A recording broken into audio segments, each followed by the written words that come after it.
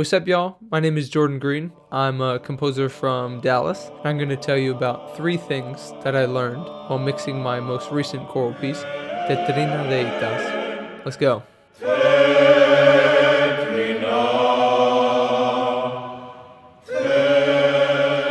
The first thing that I learned is that 2 are better than 1.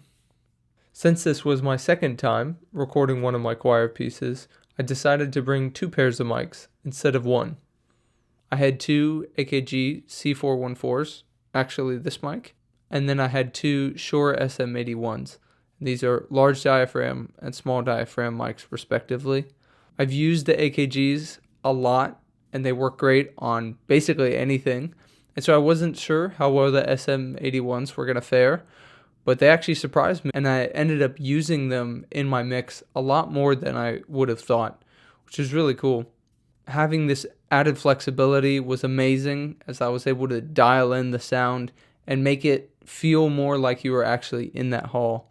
I actually didn't use any reverb, but the reverb that was already built into the mic recordings.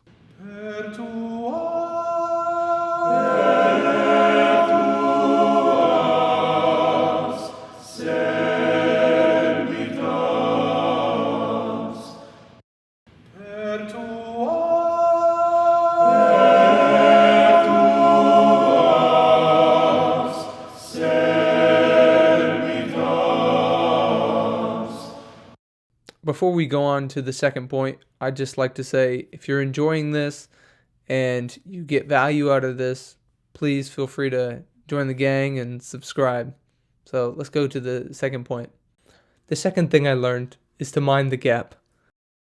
And what do I mean by this? I think after recording, I learned that I prefer the spaced pair miking technique over the ORTF miking technique. The ORTF did give me a full stereo image and it didn't sound bad. But for me, I found it easier to pan the spaced pair because they already kind of had that separation sonically already built into the mic recording. And when I was listening to references of choir recordings, even in film music like John Williams or other choral ensembles, they had a clear definition between the voice parts. Now, it might seem counterintuitive. When you're trying to mic a choir, you want them to sound together. And this is true. And this is why I think having multiple mics, like I said earlier, is a really good thing. But having the spaced pair allowed me to really feel the stereo difference between the tenors on the left and the basses on the right. And I really needed that to create the sense of depth with only 8 people there.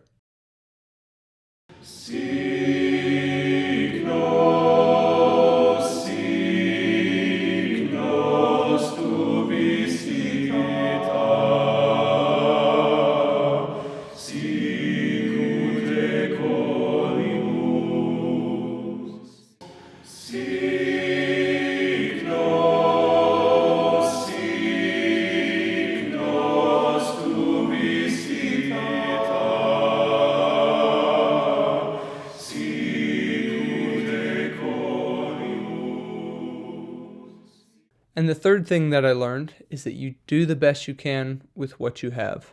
This was the last recording of the day, and we had probably done like 7 of them. And so we only had 5 minutes left to record a 4-minute, 30-second piece. We were kind of rushed, and that led to it being performed faster than what I originally intended. And so going into the mixing, I realized, oh wow, this is really fast. And the hard part was it was the best performance that we had gotten. But since it was the best performance, I just decided to go with that and mix it. And so with that decision, I had 2 choices. I could either leave it the same tempo, or I could use Logic's built-in FlexTime tool, which allows me to adjust the tempo of the song, but it adds some unwanted noise in it, and it kind of sucks away the warmth of the recording.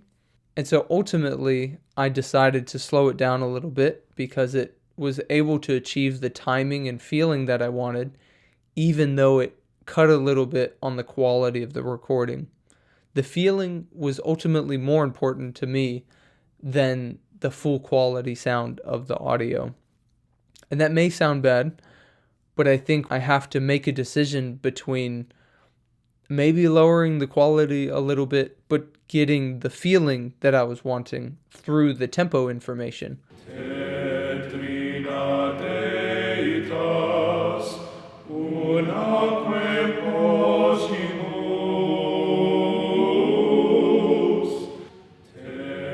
Trina Deitas, unaque possimus. And sometimes when you're mixing things like this, stuff will happen, there will be a mistake, or it will be a little bit different, and you do the best you can. And you try and maintain the integrity of the recording, but you also make these sort of decisions that works best with the vision you're trying to cast. I am by no means an expert in choir recording yet, but I just wanted to share these things because I know that we are all on a learning journey together, and I just wanted to share what I'm learning. And I would just say I continue to learn every time I sit down to record or mix something.